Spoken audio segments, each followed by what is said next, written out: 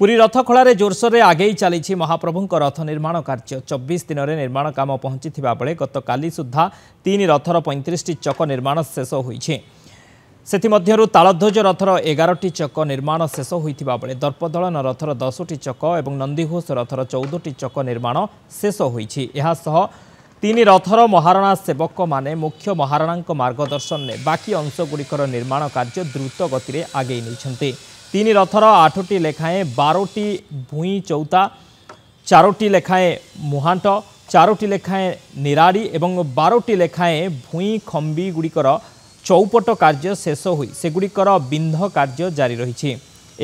3 rather मोट 44 गोटी जोकारु महाराणा सेवक माने 10टी लेखाएं जोका निर्माण शेष करिसेंती।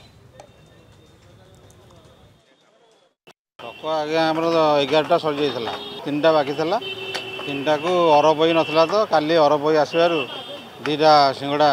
आमर आज गोटे बाड़िया सारे आ गोटे लगी हो बाड़िया हम बाकी पई गोटे सेटिंग है आउ 2 चक पई आम लगे हम 14 चक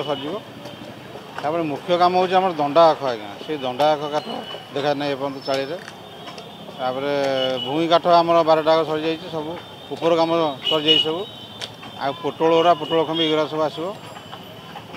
बाकी खलार पहुँची आम जोखा काठ काली जोखा काठ अणा 12टा जोखा सरीगला आ 4टा जोखा 14 नाका फाड़ी आस 14 नाका फाड़ी अणा।